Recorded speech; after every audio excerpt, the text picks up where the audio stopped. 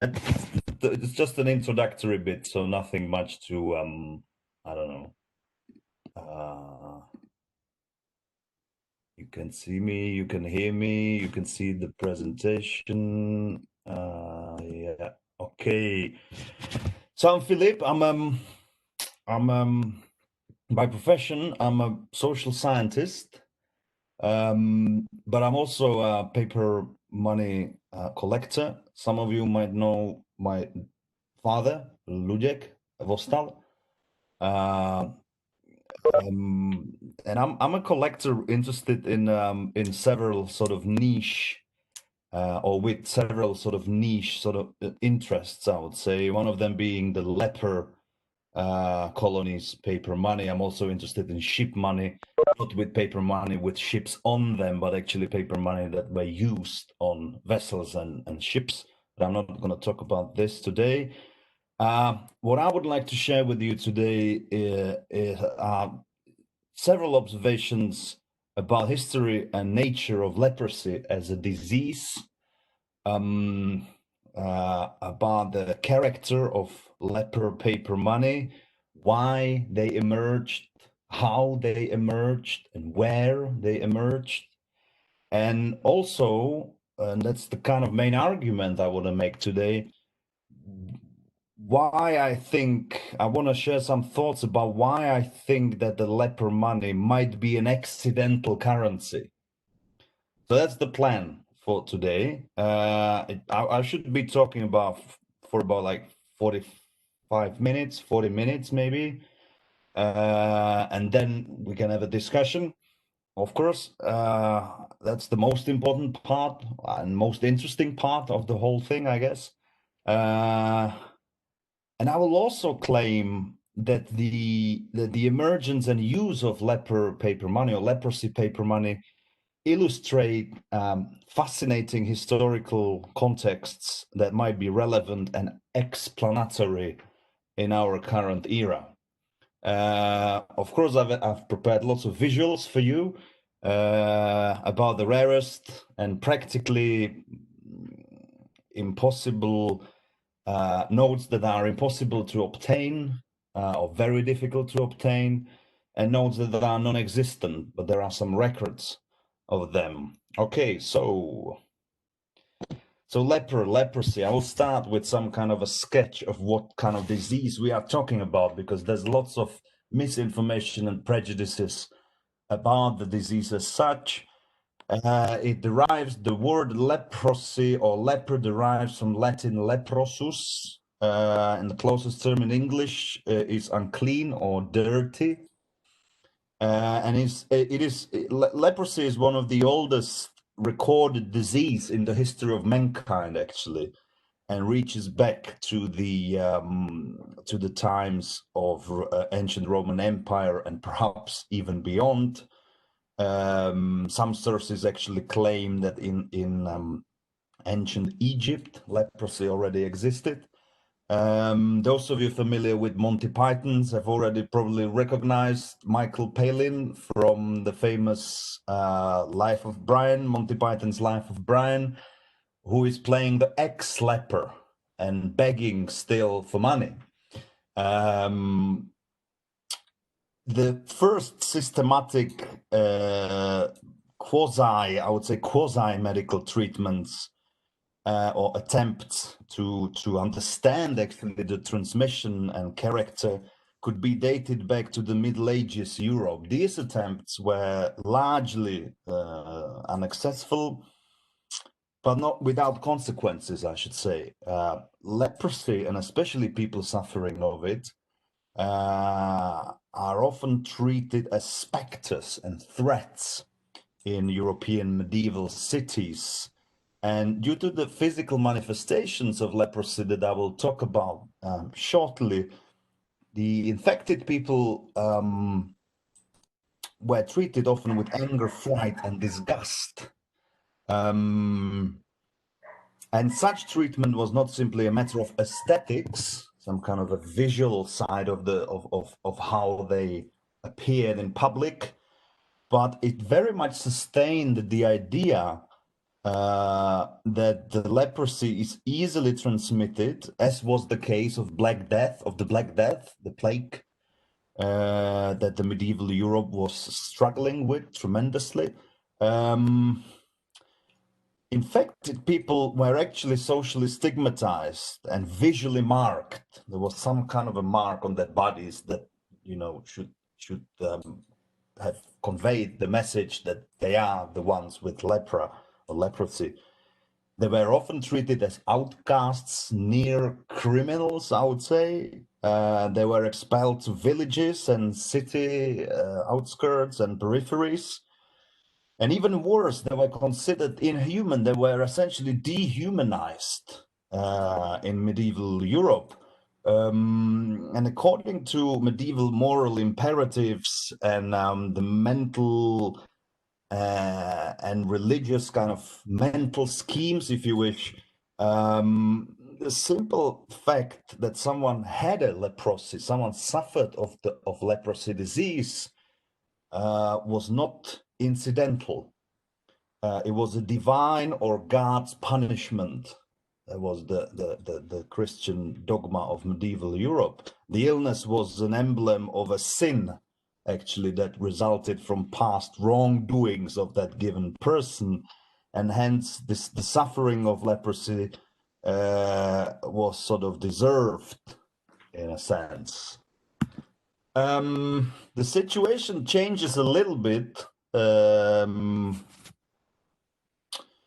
And there is a step towards destigmatization going on after some of the findings and observations of Gerhard Henrik Hansen, a Norwegian physician, Norwegian doctor, and a scientist, researcher, who in 1873 discovered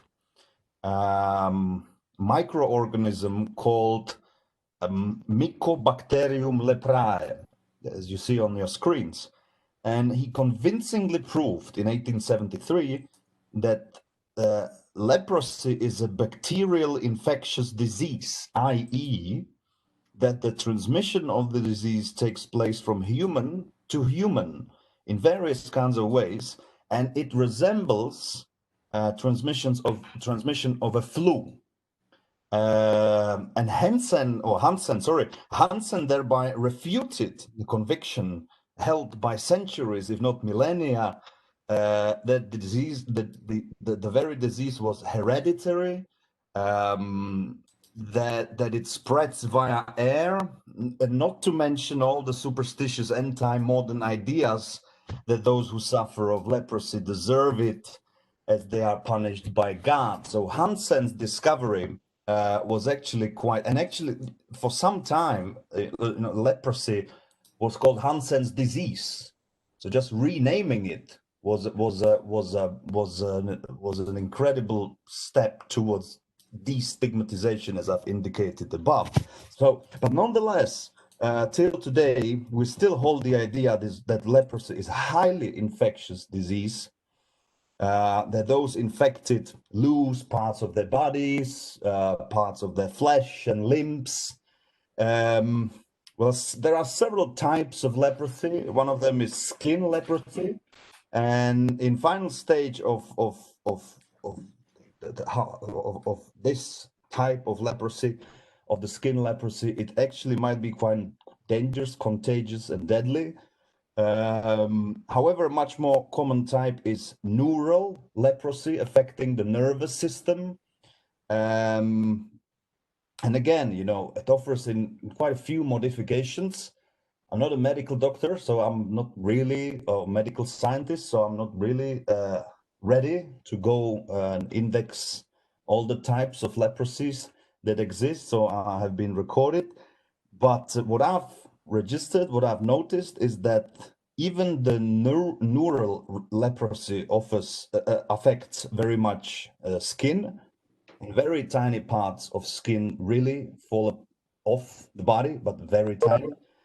But the most affected organs are eyes and conjunctiva here. And there is another interesting aspect of the of the neural leprosy, and that is that those people suffering of leprosy, of the neural leprosy, lose the overall bodily physical sensitivity. So, for instance, ill people who happen to move around fire, well, they do not feel if they catch on fire. It's not a joke. It sounds like a joke, but it's not a joke. So next to this sort of desensitization, which operates almost like a local anesthetics, if you recall, if some of you have ever been locally anesthetized, I guess many of us have been, it is degradation of face and limbs. That is another very, very common manifestation, and hence the history of the aesthetic kind of almost, how should I call it, that, those who were ill really, they looked scary to little kids, for instance, right? And to many adults, and still do, because leprosy has not been fully eliminated, but I will talk about it later. The incubation period, that's another interesting thing, ranges from 1 month to about 20 years, which is, and the disease as such surfaces very, very slowly. The progress of the disease as such is very, very slow, but again, it depends on the very type that you are actually suffering of. And what is really important to remind ourselves is that one must be in a very intense, almost intimate and regular contact with ill person in order to catch the disease. And oddly enough, the intercourse does not cause the transmission. So there's lots of kind of surprises in the whole mapping, how the disease actually operates. But we are interested in paper money right here, not necessarily the disease. But I think it's important to talk about the disease as well. Recent leprosy colonies, mostly built in the first half of the 20th century, operated, and then some still operate, as I will say in a bit, as sort of enclaves, if you like, at the peripheries of the cities, like in the Middle Ages, and sometimes they were set on islands, sort of. They were very isolated. And special leprosy currencies, paper money, are known from several, I would say handful, colonies. The research about leprosy paper money is developing. There are still lots of blind spots there. Very, and the spots are quite substantive or substantial, I would say. And much more is known, of course. That wouldn't be a big surprise for you, banknote collectors. Much more is known about leprosy coins. The coin people, they are somehow always one step ahead. Well, whatever. And they're just dealing with coins, little type of. Anyway, I don't want to go there, but you know what I mean. Because coins were obviously used in much larger volumes in leprosy colonies. The latest publications I have encountered is a book that serves as a main reference for this paper. Is actually a book by 3 authors: Roger McFadden, John Grost, and Dennis F. Marr, and it's called The Numismatic Aspects of Leprosy, published in 1993. It was extremely difficult to get this book several years ago. I got it from the library of University of Vienna, and I made a copy of it and I returned it, but it was not easy to get the book. And I would be very curious if you can point me in the discussion to other kinds of pieces of literature. I've read articles and essays, bits and pieces, mostly about coins, and there was a kind of a footnote about banknotes there, but nothing really I haven't encountered. Maybe it's my fault that there is some kind of literature out there, but I'm not aware of it. I haven't encountered a comprehensive catalog, or doesn't have to be a catalog. It can be a kind of survey-ish book about the leprosy paper money or leprosy paper currencies. Paper money that emerged in leprosy colonies have several things in common. They usually circulated for relatively short periods of time, for a couple of months to maximum of around 3 years, if I counted well.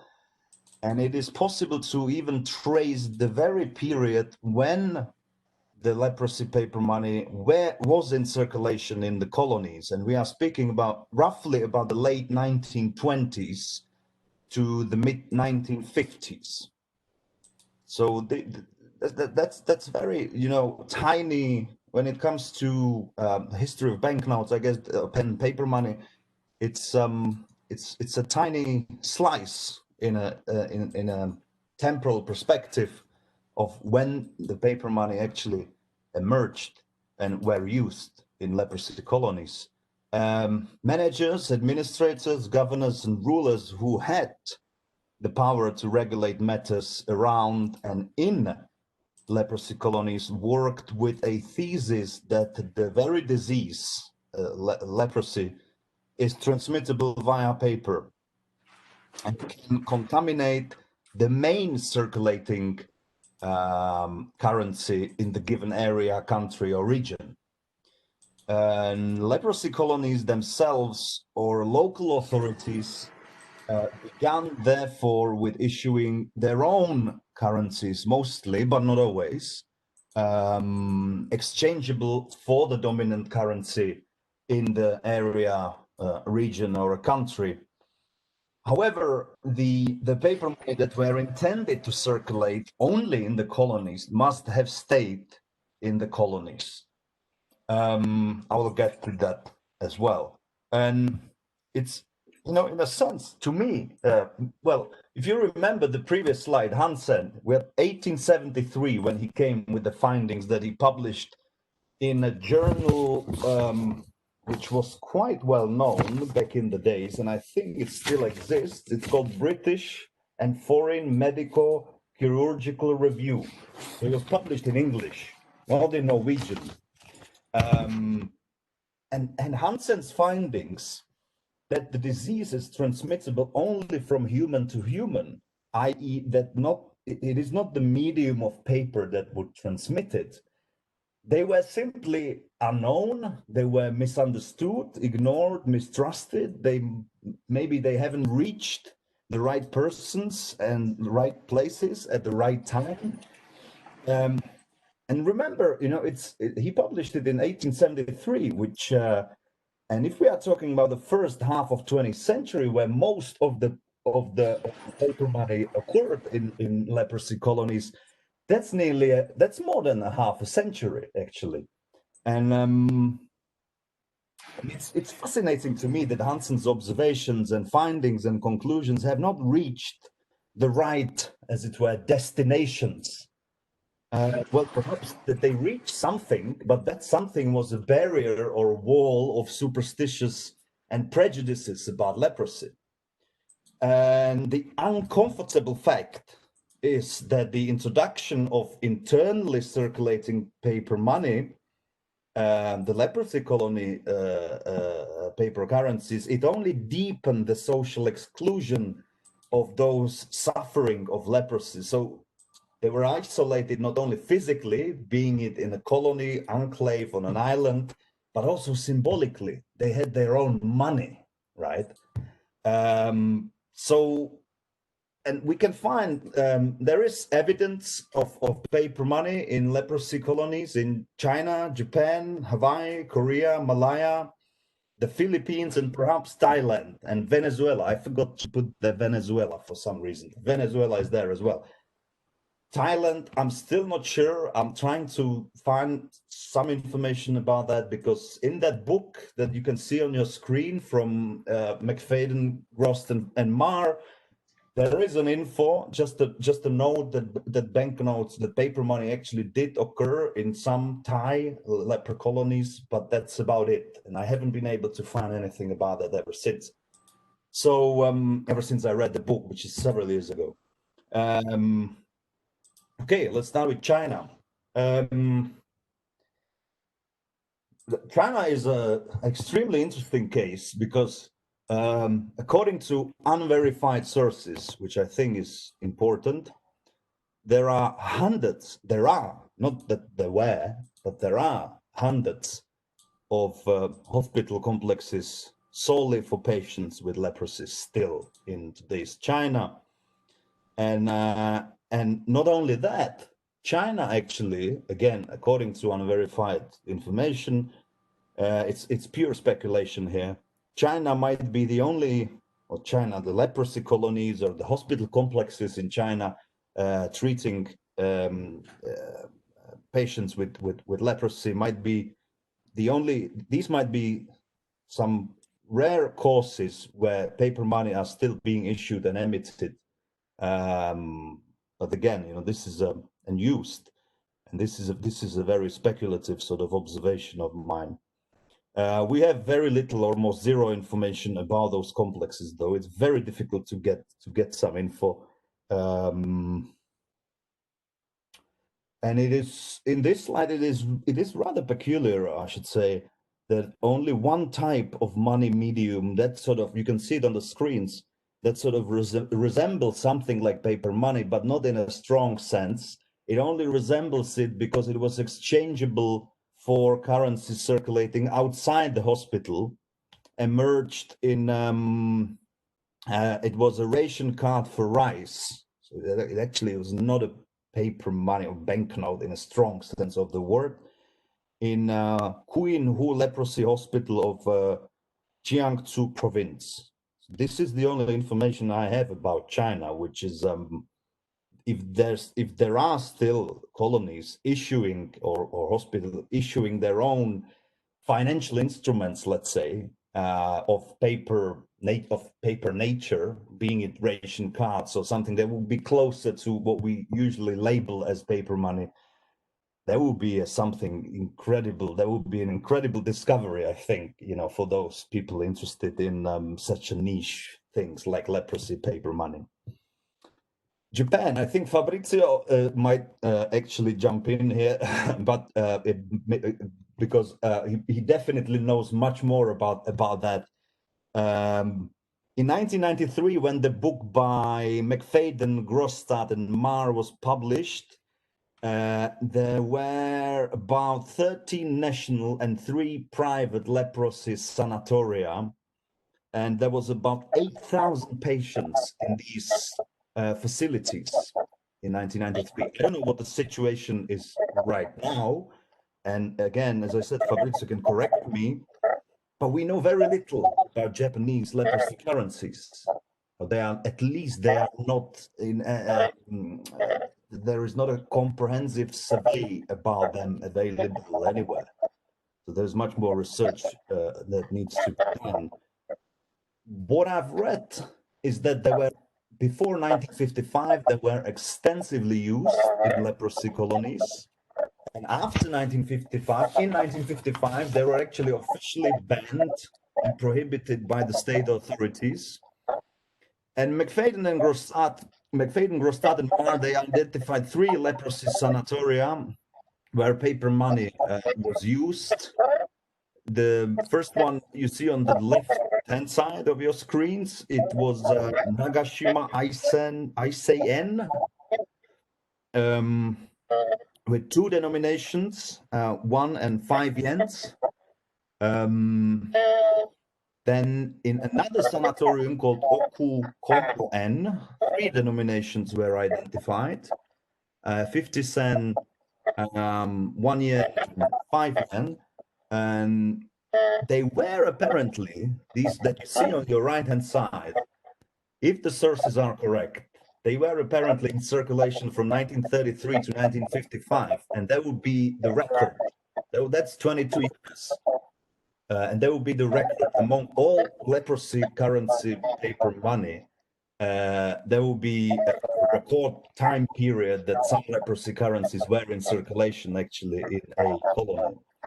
And finally, there was Tamazenseyen. That's how the colony was called. There was actually 3 emissions of several denominations. I'm showing you only 2 of them here. That's 1 yen and 10 yens, because the other ones were simply are not, the pictures of other ones are not available. And there was 1, 5, 10, 50, and 100 yens. So that's Japan. Hawaii, Molokai, very notoriously famous leprosy colony. There are actually several books that have been written about Molokai, leper colony, novels actually. It was established in 1866 by local authorities. That means the US government. Molokai is now the 5th largest, and probably was back in the days as well, the 5th largest island of Hawaii. And the colony was located on several parts. There were several colonies, actually, not just this picture of what you see on the screen is a picture of just one. But according to the sources that I have, there were several of them, and the island as such was considered to be a leprosy colony island. And it operated until 1966. There are numbers of studies describing how drastic the conditions were in this colony, especially when it was set up in mid-19th century. Infected people were often just taken there, left there. And those in late stage of the illness were just thrown out of the ships and left on the shores of the island or in the water even. According to testimonies, the situation changed radically with the arrival of Father Damien, a Belgian missionary, and Joseph Dutton, American Civil War infantry veteran, who these 2 men turned the island into relatively quickly into well-functioning leprosy colony with the basic care, medical care, and thus saved many lives and helped many ill patients. And Damien arrived in 1873 and lived there until 1889. And of course, he died of, surprise, of leprosy. And he was probably most probably responsible for introductions of the colony's currency. And none of them probably survived. And nothing a part of the 2 things that you see on your right-hand side have been found until today.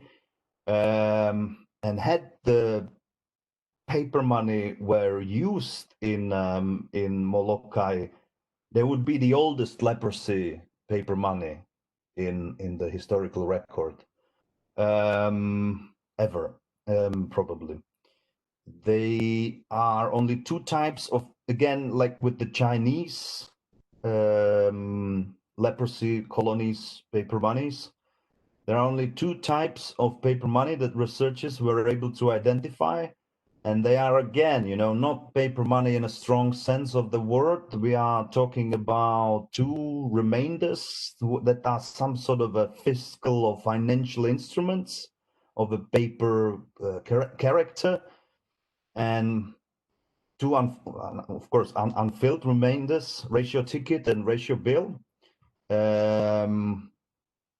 And serial numbers are quite apparent on them, which suggests that there may have been plenty of them issued, actually. And if those could be found, or other types would emerge, they would be exceptionally rare, I should say. Korea, the very, very interesting case again.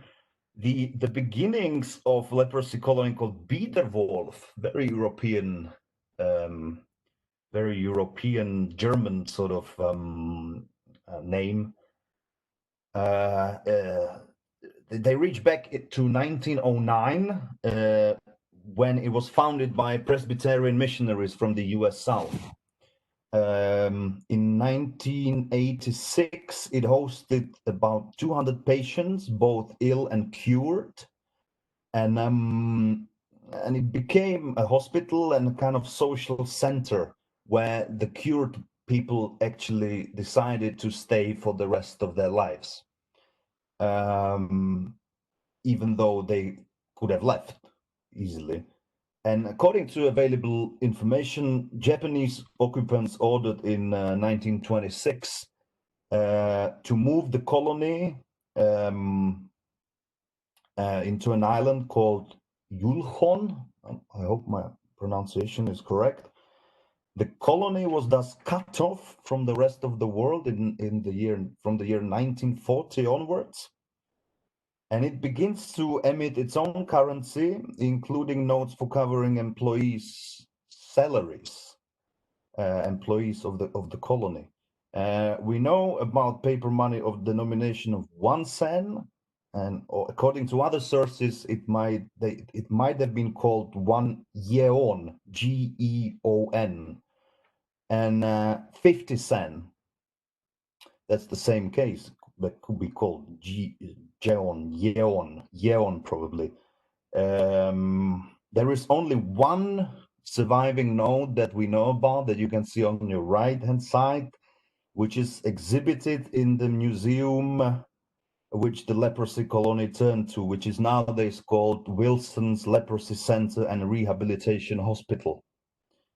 And if there are other exemplars of either of those to be found, they would be incredibly valuable for collectors. Okay, we are getting into, so this is the Wilson's Leprosy Center and Rehabilitation Center, so what the Peterhof colony used to be. This is how it looks like today. We are getting to Malaya, which is to me, this is probably the most interesting case. Very notable leprosy colony was situated on the territory of today's Malaysia. Sungai Bullock settlement, or in translation, Bamboo River settlement, set up in 1930, and it presently serves as the Malaysian National Control Center of Leprosy. And during its short existence, it was probably one of the largest leprosy colony ever. Many infected people came all over from Southeast Asian region. It was very ethnically diverse. This is obvious from its paper money that I will show you in a second, where you can find English, Chinese. I'm not sure about the type of Chinese that you can find there, but there is Chinese, Arabic, and Tamil, 4 languages on a leprosy colony note. Before the leprosy currency was introduced, standard currency circulated in the colony, and standard currency in that area was trade settlements dollar. However, the state authorities assumed, the British administration at that time assumed that leprosy might reach general population if the nodes from the colony and the nodes that are circulating outside of the colony get mixed. So therefore, they introduced an internal leprosy currency. But before the standard, the straight settlement dollars left the currency, very low denominations we are talking about the early 1930s, so I think you can imagine what kind of straight settlements notes they were using there. And before they left the colony, they were, very, how should I say, almost drastically disinfected from the assumed contamination, so that before they become part of the standard circulation outside of the colony, they would be clean. They would be divested of the disease. In 1935, first experiments with 5 cents note that you see on the left hand side have begun, and in a sense that was the note that we can call a canary in a coal mine. I hope you know the expression. That should have revealed whether or not paper in fact transmits leprosy. Nothing much is known about the results of this experiment, but 1 year later, the authorities, British authorities, situated in Kuala Lumpur, I think, started issuing 3 notes. You can see the 5 cents, 10 cents, and $1. You can see the 5 cent on your right hand side. These notes are much more. You can see that the 4 languages there that I talked about. You can see that these notes are much more sophisticated when it comes to, or in terms of print, the overall design, the aesthetics. And these notes were intended to be or were exclusively intended for circulation only in the colony and must not have left it under any circumstances. But under some circumstances, they were exchangeable for the Strait Settlements dollars, for the main British colonial administration currency in that region. Shortly after their introduction, I'm now talking about the ones on the right-hand side. These are the 2 other denominations. Shortly after their introduction, several dozens, I think, of notes of each denomination was again taken to Kuala Lumpur, to Institute of Medical Research, and tested, and the tests proved that they did not contain any traits of leprosy bacteria whatsoever. So we have Hansen's observations, we have all these medical tests, and still the notes in 1938, only 2 years after they were introduced, they were withdrew from the circulation in the colony and burned. 1938. Yet some of them survived. They show up in auctions. I guess that many of you have seen them before. I don't know. The most famous one is probably the $1 one on the right hand side. They are. You can see them in Valkenburg sometimes. I've seen them there. I've seen them in Hong Kong. I have seen them at Stacks and Bowers. I have seen them at Spinks for ranging from $6,000 to $12,000, I think, for a piece. Quite difficult to get. I would love to have them in my collection, especially if it's this quality. So I think these 4 ones are for me, that's yeah. As a collector, I'm obsessed with these 4 notes. I probably don't have to explain you where this obsession comes from, that we would have to deal with some psychological issues here. But okay, let's turn to Philippines, which is probably these notes are known. The Philippine Culian colony notes are known even among world paper money experts without a special interest in leprosy paper money. Actually, leprosy in the Philippines was first recorded in the 16th century during Spanish colonial occupation. First leprosy colonies occurred around 1830 at the outskirts of Manila and elsewhere. After the Spanish-American War in 1898, United States take over the Philippines and become the main occupying force.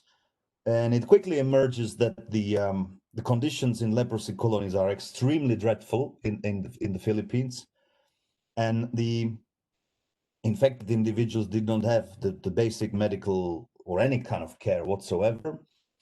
A little bit like the Molokai colony before the arrival of the Belgian and American guy. And the US were actually inspired by the Molokai leprosy colony, and the US Army, actually, they decided to isolate the infected people into even harsher quarantine and contain the disease on one island. And there was the Culion Island, which served as a segregation and integration center. 1906, they begin with 400 people and it grows exponentially.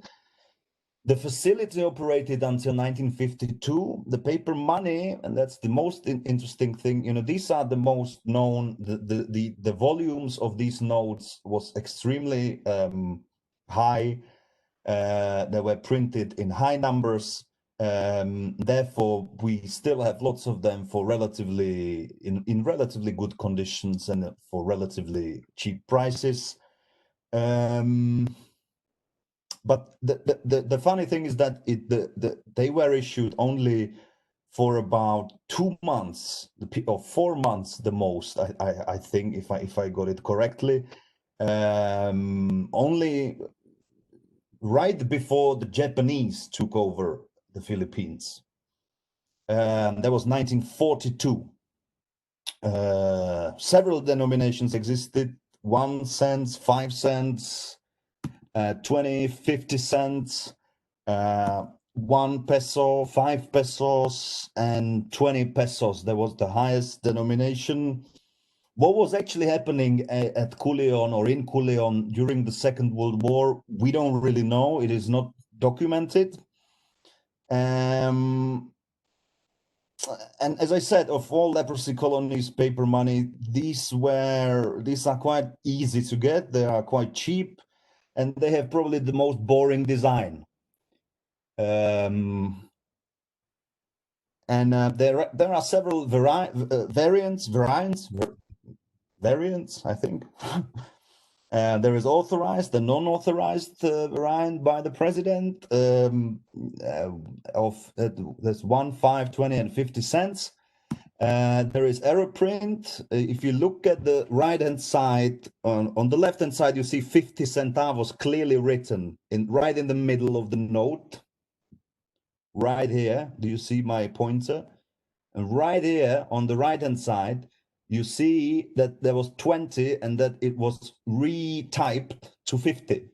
So that's an error print, which actually is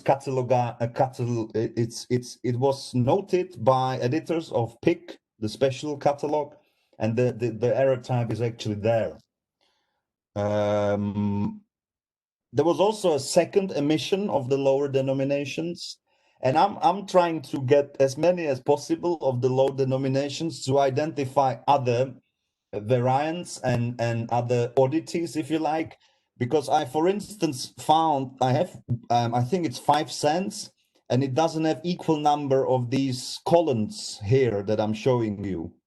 On one, there's 5 here and 4 here. I have the note here somewhere below, but and I'm just really, you know, forensically trying to examine if everything is correct, you know, if everything, you know, sits, if all the kind of all the signs and all the information that are on the note are the same on every note of the same denomination. So I'm looking for some surprises. I haven't found that many of them. A part of the column. Okay, the final one, Venezuela. The first leprosy in Venezuela, called Hospital de Lazarionos, was opened in 1659 by Spanish conquistadors in Caracas. At the beginning of the 20th century, it was moved by the authorities to the periphery of the city and renamed to Capo Blanco or Bianco, and it stayed there until 1970 in order to be replaced by an airport. But for us, or for the purposes of our seminar today, there was another colony in Venezuela that is much more interesting, and it was a lazaretto called Maracaibo. opened in 1926 by Simón Bolívar. From 1913, some sources note that it was from 1887. Coins are minted in the colony. In 1940, due to a large volume of counterfeits, coins are actually replaced by paper money of 5 denominations, 0.25, 0.5 bolivars. Impossible to get pictures of those, not to mention the actual notes. They probably did not survive. And then there was 1, 2, and 5 bolivars. On what you see on your screens is 2 and 5. These are from my collection. There was a note of 1 bolivar actually,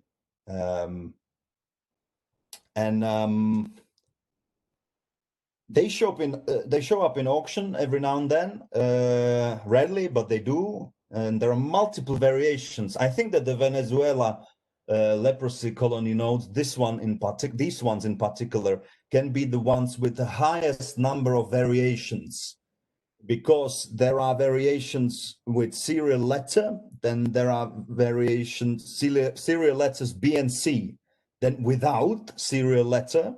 Some of them are stapled on the recto side, some of them are stapled on the verso side, some of them are unstapled, and these combinations are actually mixed. So you can create, actually, if you manage to find some box of these currencies, there would probably be a hell of a lots of modifications and variations, and that's a paradise for a collector, mine, I think.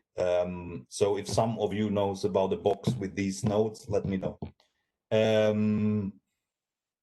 Okay, well, I just want to conclude by moving on to some sort of a bit more general level, where a similar one that I started from, because until recently, leprosy was a global disease, even if highly localized.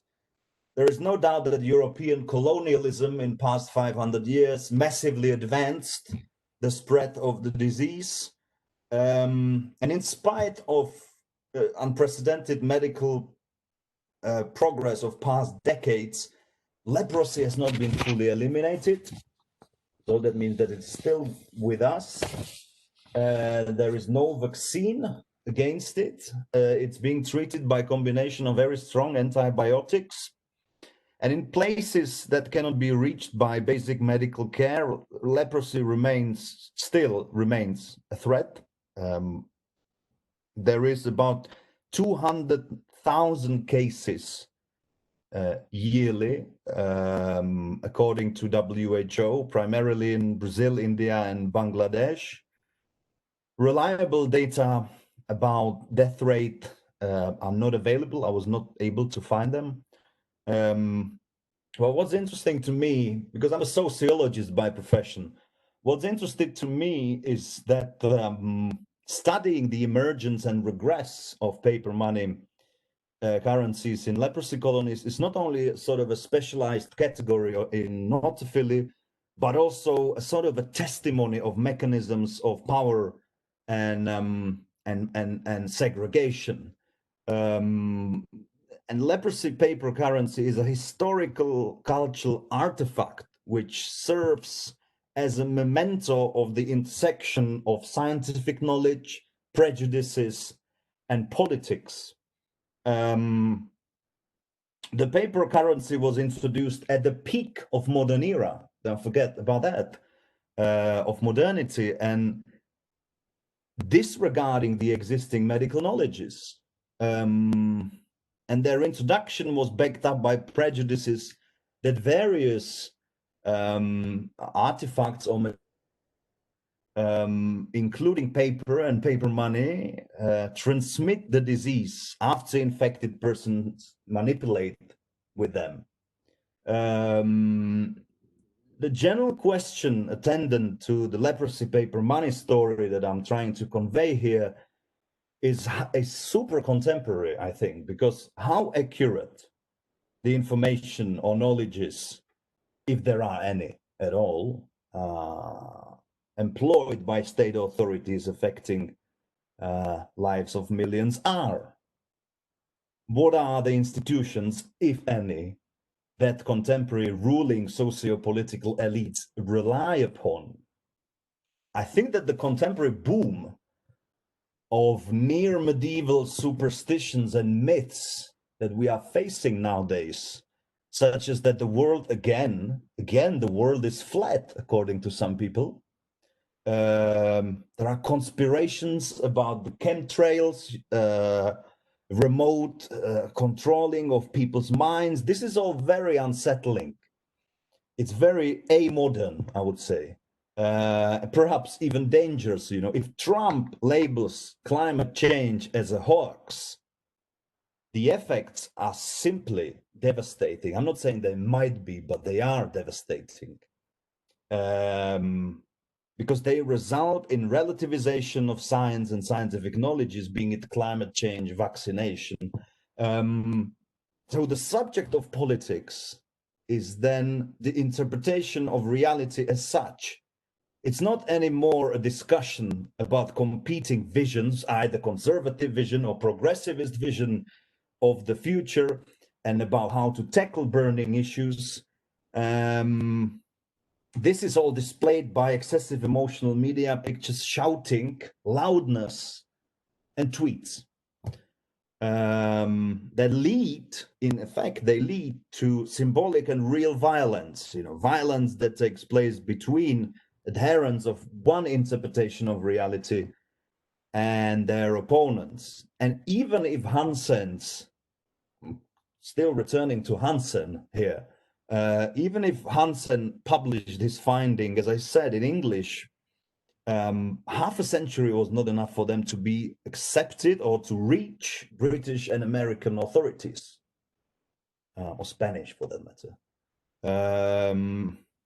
So it is unknown whether some parts of a chain that was actually through which the knowledge that Hansen offered sort of traveled, if you like, whether there was some blind spot or whether the chain was missing or not, whether the kind of knowledge infrastructure that we have now, whether it existed before, but of course, you know, that it existed in some form. You know, scientific journals are one of these routes.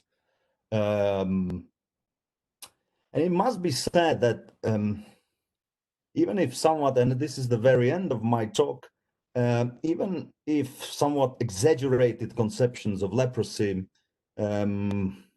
ignorance and lack of information did perhaps accidentally generate artifacts such as paper money, it is necessary to look at deeper socio-historical mechanisms at play. That's what I try to do in a very sort of how should I say, superficial way, I guess, and speculative way.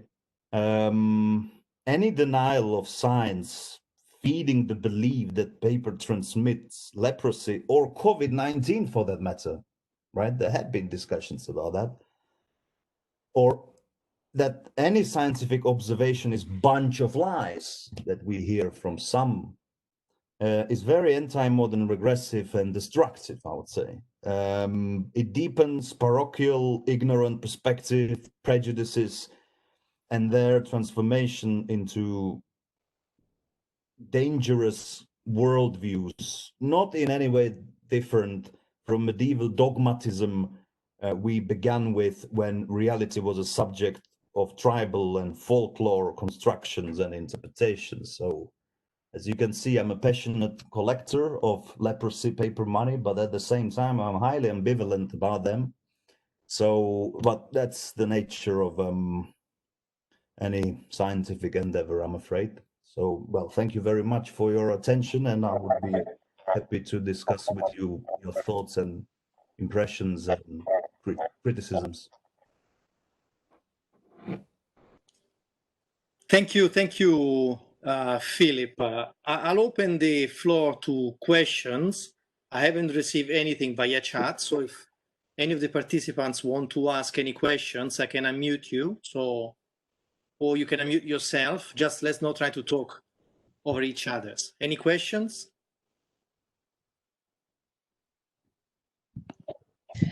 Philip, the 20 centavos that you say has been altered 50, is it actually a 20? Because the word centavos has also been changed, but it would have been centavo if it were a 5. Yeah, you're right. Let me just, might be, yeah, you might be right, Pam. I have this annotate thing here. Yeah, that's the one.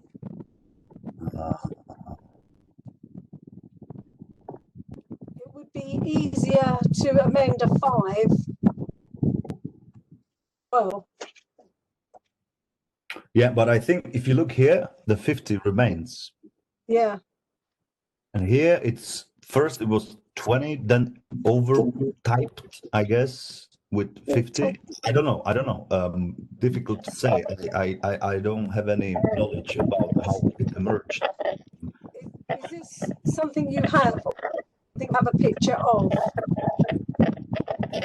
Well, I have them here. Oh. Explore them.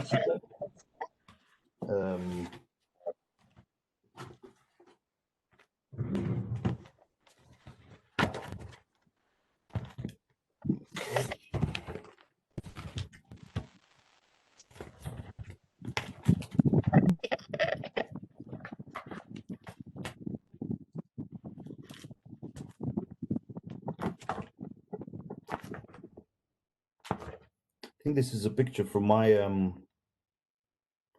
collection. Yeah, I've got 2 exemplars actually.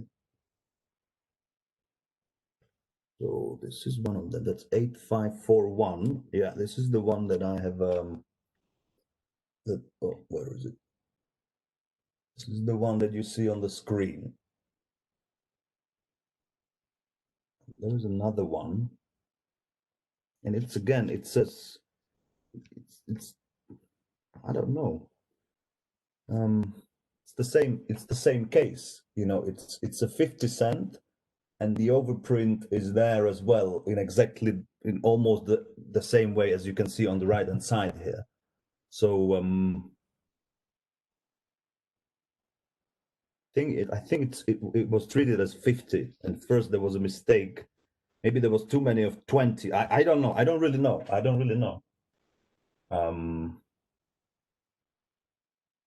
What's the sort of genealogy of this error print, if you like. If I can add something, it's Roger Ursi. Basically, it was a typo. It's a mimeograph. Right.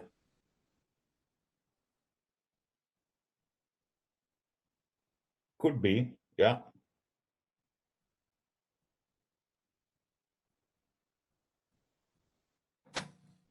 Could be a typo. And here, you know, this is just want to show you. I actually coincidentally found the columns that differ. So on the right hand side you have 3, on the left hand side you have 2, 3, 4. Is it 5 or 4? So that's another variant that I haven't found anywhere noted down in a way, in the catalog. So yeah. Philip, this series also, which you mentioned, is common, but the understanding of the 20 pesos is that only 2,000 were printed. Am I correct? Of what? Say it again. The 20 pesos. 20 peso, yeah. 20 pesos. Only 2,000 banknotes were printed. Yes, that's correct. Yeah. All right. That's correct. Yeah. So you see here we are approaching like almost the final 1840.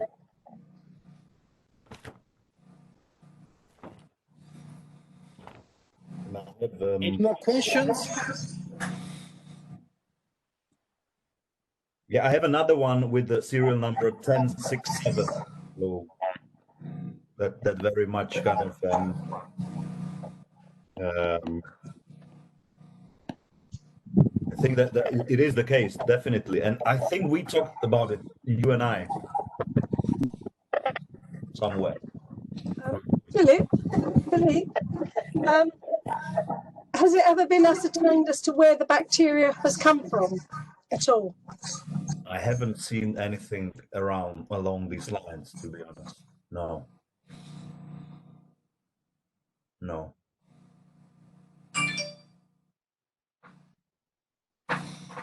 Like the very origins of the bacteria. I mean, it does, I mean, only from looking at the countries that are affected, or where it's mainly seems to be where they have the colonies, that these are very humid countries. Yeah. You know, I mean, I don't think we hear of it in England. We don't have that sort of humidity. That's right. So I would imagine the humidity might be something that helps. Yeah. The interesting thing about Hansen is that he worked with a group of infected people in Norway. And they were not imported, as it were, from, you know, the humid belt around the globe, but they were Norwegians. So that's a very interesting question, actually, from you know, the very origins of what kind of caused it, what's the what happened that the entire bacteria kind of started to, you know, operate and move from body to body. I don't know. I have to look it up in medical books and history of medicine books, I guess. I don't know. Well, thanks for this question. I will definitely have a look now. Rukmini had a question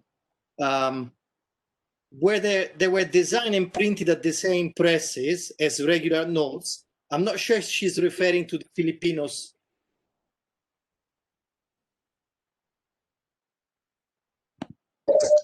Rukmini, you are unmuted if you want to ask. Yeah, I actually just wanted to know if they were printed at the same place where the other notes were printed, or were they locally, because the quality doesn't look like it would be the standard print.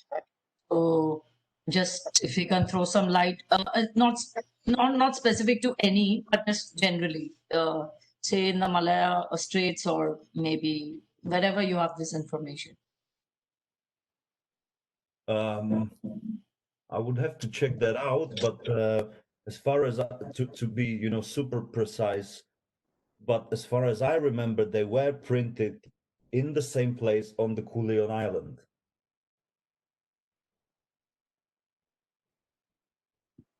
If I can supplement, when I was researching the banknotes and coins at the, they call it now National Hansen's Museum, which is in a location here in Tokyo, is the Tamazen Shoen, is the old leprosarium. Actually, many of the coins, they were made of tin, and it was a company producing baggage labels that were making these type of coins for them. Was nothing official by the government. Was the leprosarium trying to ask business to produce this type of items for them? And specifically the one that Philip is showing on the screen, those were made with a mimeograph stencil. So it was a machine that you just keep turning, and it would have just keep printing one after the other. So I guess the printing could be quite bad. Yeah, and I have like pieces such as this, which are the arcs. I have quite a big one here. And that explains why they are still, I think, quite available and quite cheap. Because they are uncutted arcs of the lowest denomination usually, which is also quite interesting. There's like what 1, 2, 3, 4, 8 of them here. Then I have another one with 4, also 1 cent. So and they are they don't have they don't have either the authorization, nor the stem, the arc. So that's that was probably before they were cut and stapled, or the additional authority information was added. So that's another kind of variant, in fact, of that. Great, thank you.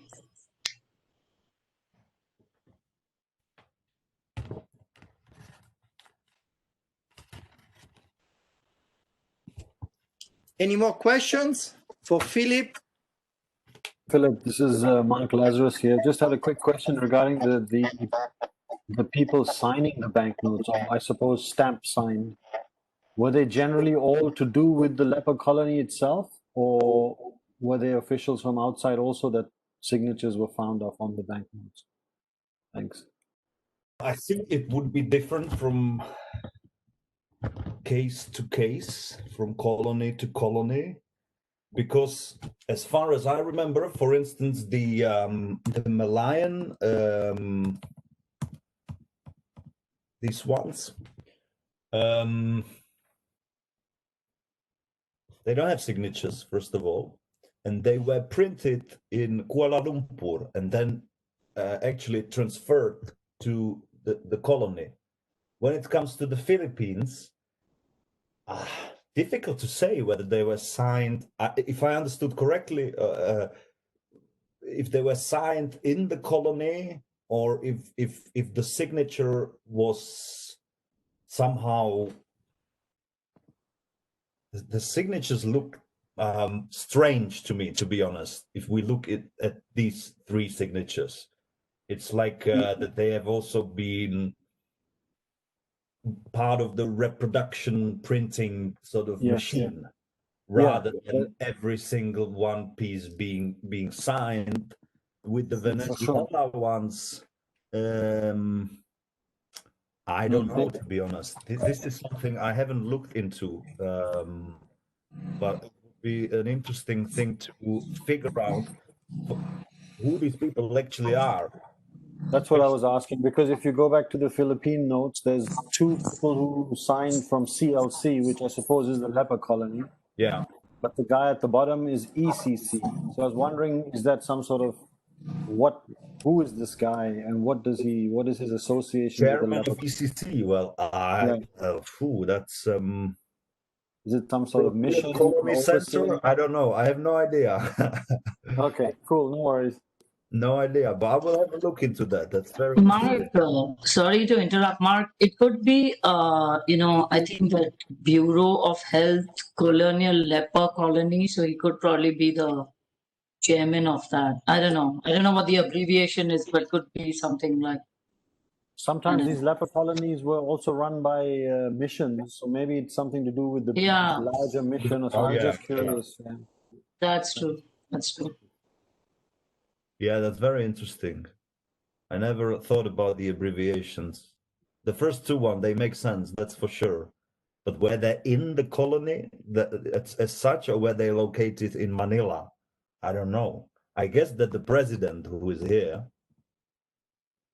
but it's not a signature of a president. It's just kind of issued by, it's an information, right? It was issued by the authority of president, not even signed by the president. So maybe another area for you to research a little more. Oh, definitely. This is still a very open-ended field for me, and I'm grateful for these comments, and I will definitely take them into account. Thanks very much to all of you. Yeah.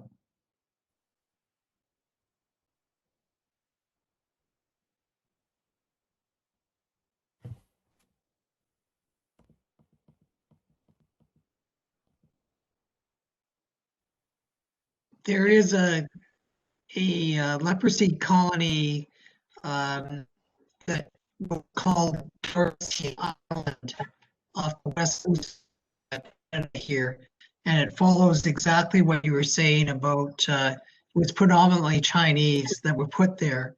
And at that time, Canada had a Chinese Exclusion Act, and it was a way of just hiding and letting the people die, as you said before in your original statement about leprosy. So it was a very tragic time for Canada if you're Asian descent. What was it called again, the colony? It was called Darcy Island. So it's Darcy Island. apostrophe ARCY. Okay, okay. Yeah, so Darcy Island, its inhabitants were basically dumped there, and the minimum food and no medical treatment was established. Ah, that's very interesting. I will have to look into that.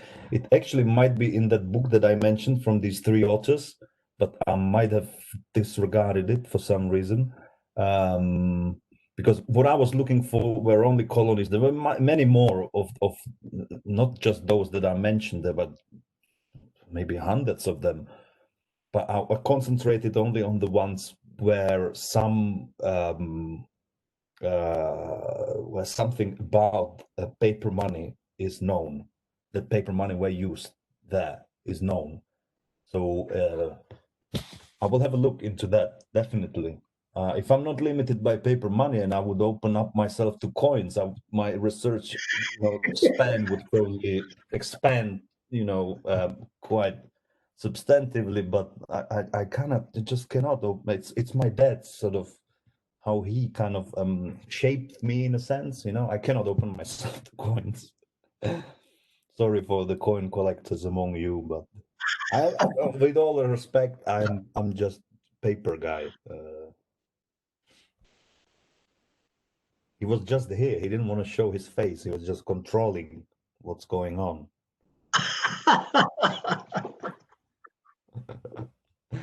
So, but I think if had he stepped in, he would say hello to all of you.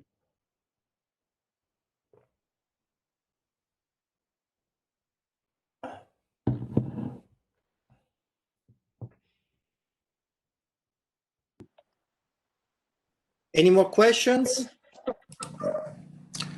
Yeah, just one thing, Philip. There's no mention of Canada in the book. Yeah, there is no mention of Canada. Okay, interesting. Good to know. Well, good to know. Well, in a way. Rukmini, go ahead.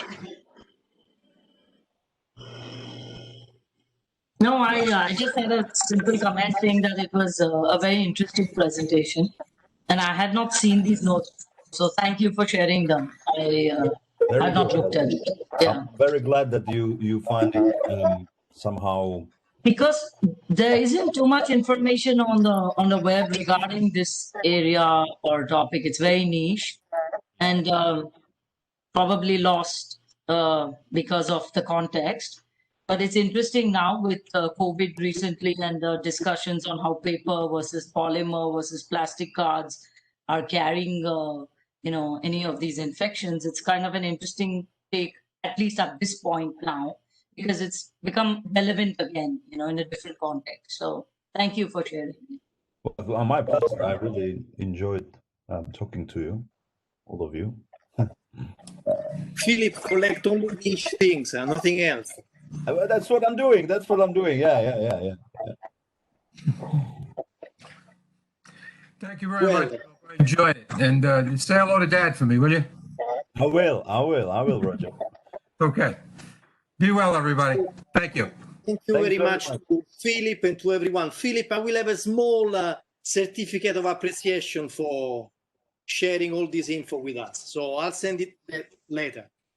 Oh, very. Thank you so much, Fabrizio. Thanks for organizing that and giving me the chance to share my little niche, underdeveloped research observations with you. Thank you, and thanks for your comment. He said it's spot on with what we're living with COVID. I think it's very interesting presentation that we can reflect on. Yeah, thanks very much. Really, that makes me happy. You made Okay. my Saturday. Thank you. Bye bye Bye. now. Thank you.